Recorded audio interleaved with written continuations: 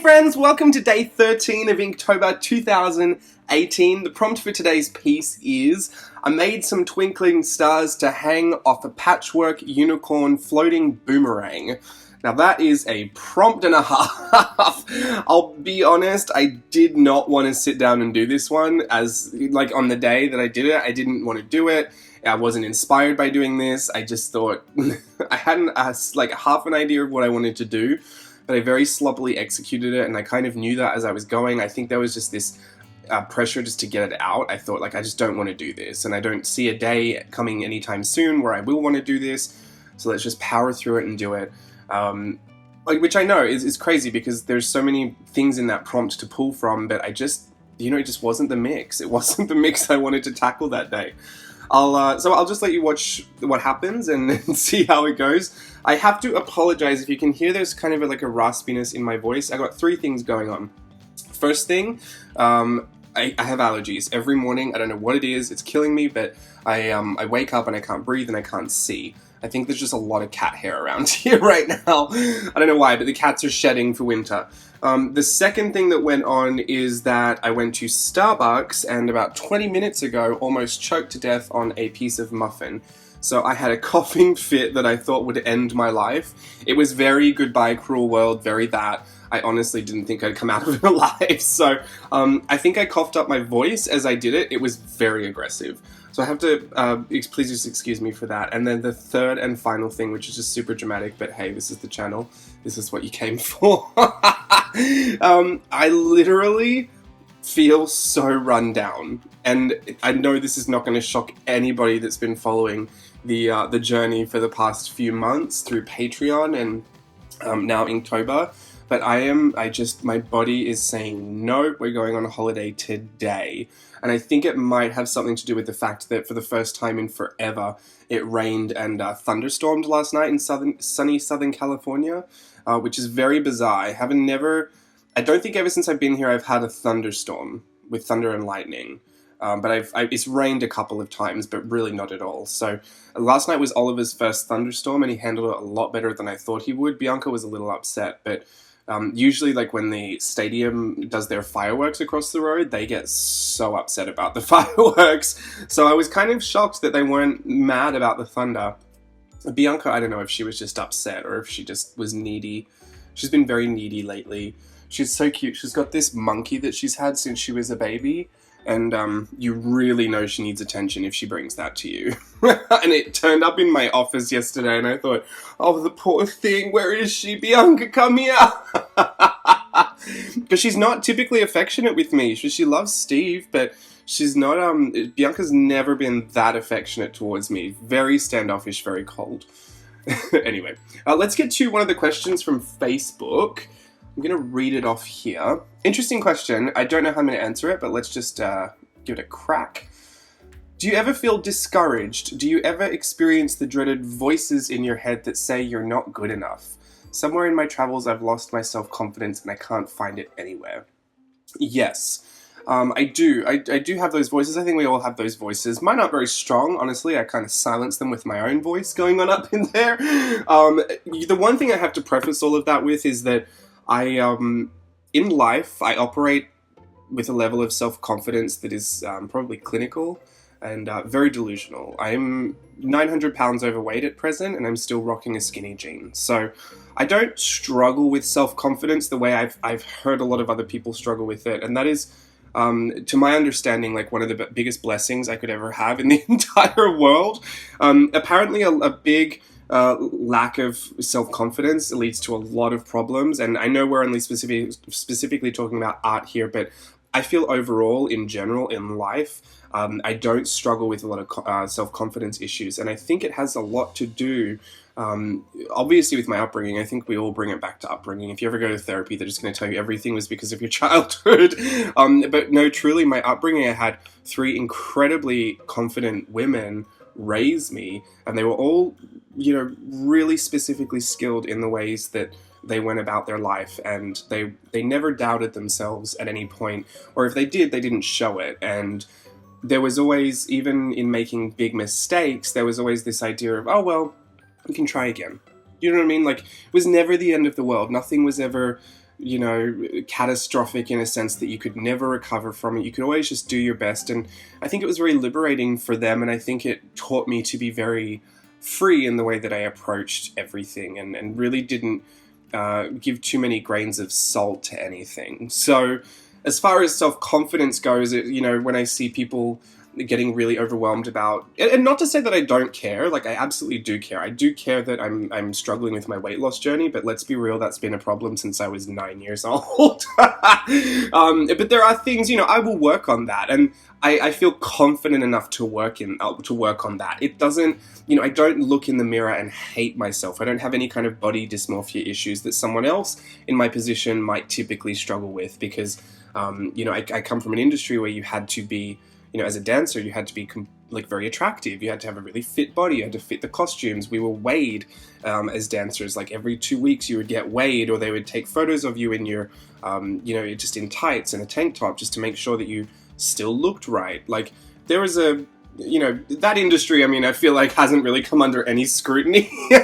And to be honest, I wouldn't change it. I didn't have much of a problem with that. I knew I signed up for all of that when I was a dancer, and that's just the way it is. It was just entertainment. There are bigger problems in that industry to work on, to be honest. But so anyway, I think as far as self-confidence goes, I have always been taught just to be confident, even when you're not, just to fake it till you make it. Sometimes you really can delude yourself into being a lot more confident, and confidence is really key in moving forward.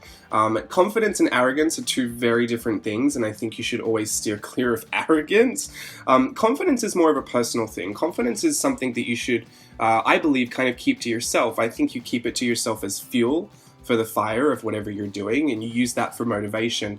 Arrogance is letting everyone know how confident you are in everything you do, and that's something that I would just keep to yourself as well. If you can't help it, even if you should be proud of what you do, but there's a difference between just being self-confident and also being completely arrogant. So I think some people struggle with that. Hopefully I'm not one that struggles with that. I don't know, I haven't really asked anybody.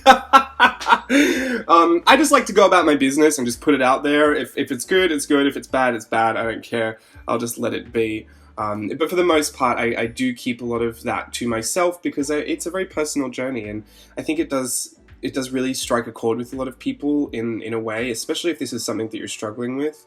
But as far as the voices in my head go, every time they've come in, it's always been on something that is either new or fresh or pardon me, exciting, and it's not so much that it was me most of the time. Perhaps sometimes I don't know if the voices in my head really ever came from me or if they came from other people. And I think that also goes hand in hand with this being a business, and I do get a lot of feedback from people, sometimes very unsolicited feedback in the form of hateful comments or hateful videos or private messages or public slandering. So sometimes when those voices come into my head, I feel like they sound a lot like that. And it's more of this public perception that's giving me this doubt than it is myself, because when I get to that point where these voices come in, I guess it doesn't really matter where they come from. What do I do with them, right? I literally just fight them with the truth. I want to know what they're telling me, and usually they're telling me you can't do it, and I know that's a lie. I can do it. Last year, when I felt like October was a very, very stressful month for me last year. If you were following it during that period, I think you'll remember I had just put out my very first merchandised, manufactured products that I'd spent an arm and a leg investing in, and I was just so afraid that people wouldn't receive them well, because it was timed really badly with the very public disbanding of the design team that I was on, and there was a lot of fallout from that I found very difficult to understand and to deal with. And on my part, it was just really, really hard to stay quiet.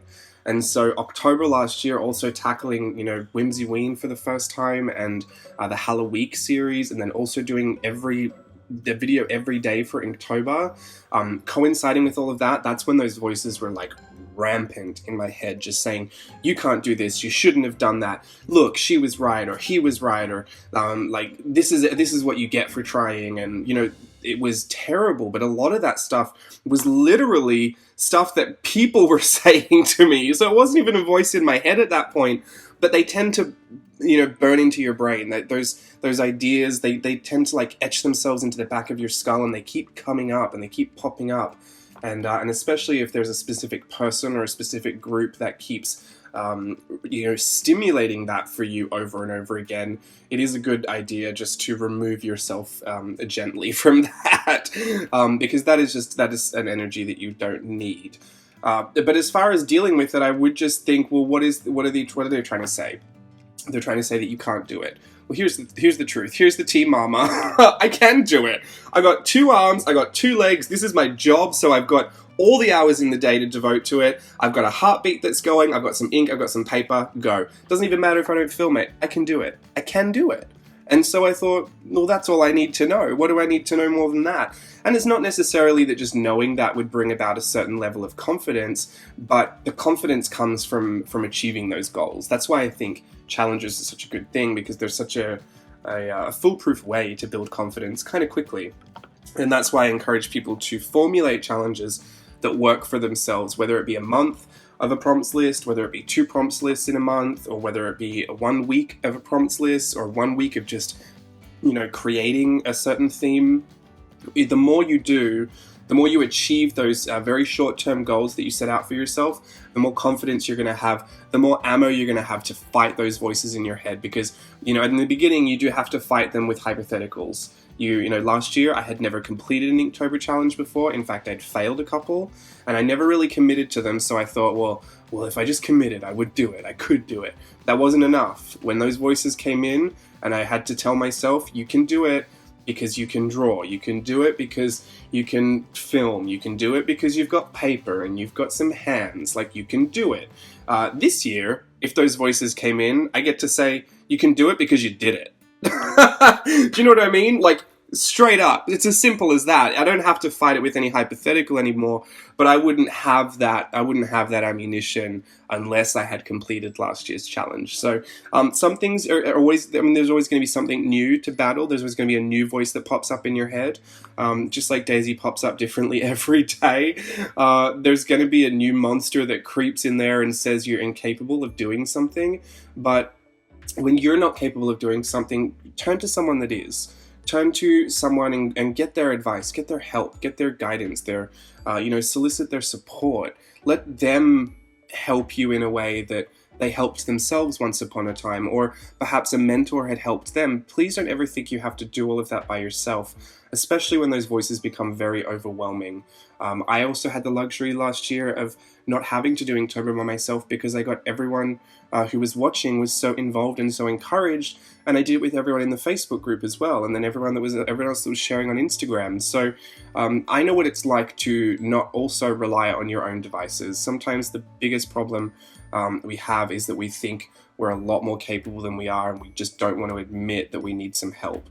I have that problem badly. I like to be very independent. I like to think I could do it all and I don't need anybody's help, because I always feel like I get let down when I get other people involved. But I've come to a point where it's honestly, it's better that I ask and get a little let down than never ask and then struggle through the whole thing.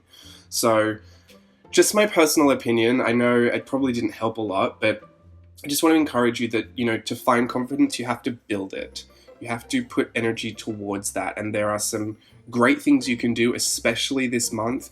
If you feel like you want to start Inktober again and just do a solid week, believe me, you have to sit down to do it. If you've got hands, if you've got ink, if you've got paper, if you've got some inspiration, grab out a book, copy something that you see on the internet. Literally, just do it for yourself, and you don't tell me if you feel better about it by the end of the week. Other than that, hope you're having a fantastic weekend. I will be back for another Inktober tomorrow and a Hocus Pocus sketch flicks on Monday. I hope that wasn't too heavy for your Saturday morning. My goodness. And it'll be afternoon by the time I get this up, so who knows. Hopefully everyone's woken up and had their coffee. Alrighty, I will see you again soon. Bye.